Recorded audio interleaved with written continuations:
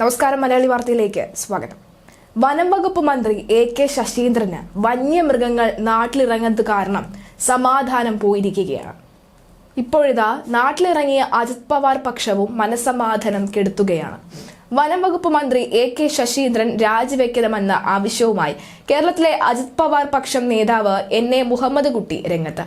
അജിത് പവാർ പക്ഷത്തെ യഥാർത്ഥ NCP ആയി തെരഞ്ഞെടുപ്പ് കമ്മീഷൻ അംഗീകരിച്ചതിന് പിന്നാലെയാണ് കേരളത്തിൽ ശരത് പവാർ പക്ഷത്തെ പിന്തുണയ്ക്കുന്നവർക്ക് മുന്നറിയിപ്പുമായി അജിത് പവാർ വിഭാഗം രംഗത്തെത്തിയത്.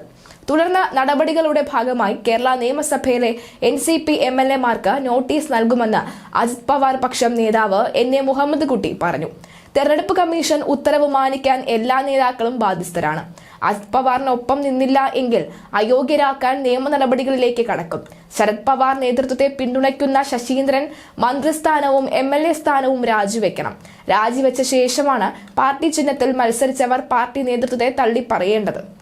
NCP ഓരോ സംസ്ഥാനത്തും അതാത് സാഹചര്യം അനുസരിച്ച മുന്നണികൾക്ക് പിന്തുണ നൽകും. കേരളത്തിൽ രണ്ട് വിഭാഗത്തിനും LDF-ന് ഒപ്പം പോകാൻ കഴിയും.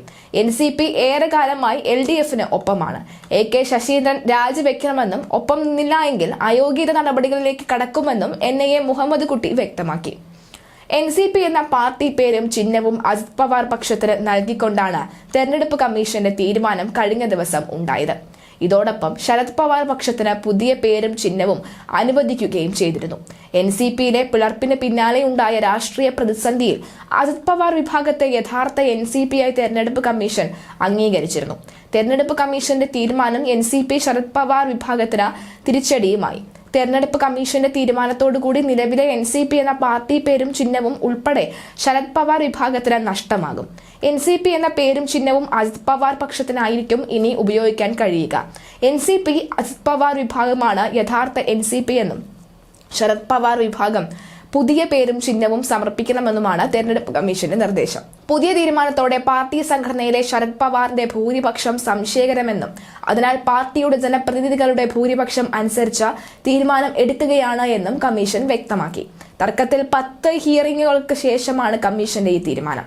അതേസമയം തെരഞ്ഞെടുപ്പ് കമ്മീഷന്റെ തീരുമാനം ഞെട്ടിപ്പിക്കുന്നതാണ് എന്നും അംഗീകരിക്കാനാകില്ല എന്നുമാണ് ശരത് പവാർ വിഭാഗം വ്യക്തമാക്കിയത്. തീരുമാനത്തിനെതിരെ സുപ്രീം കോടതി സമീപിക്കുമെന്ന് NCP ശരത് പവാർ വിഭാഗം അറിയിച്ചു.